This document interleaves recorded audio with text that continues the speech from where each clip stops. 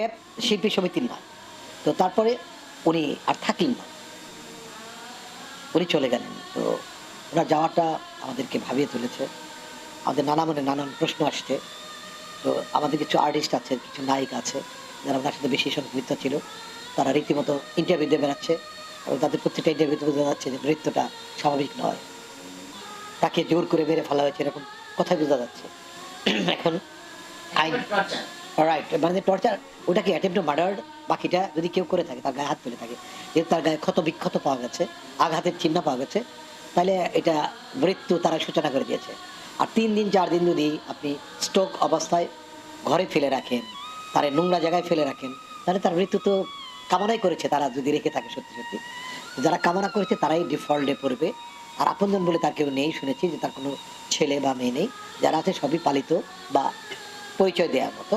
তো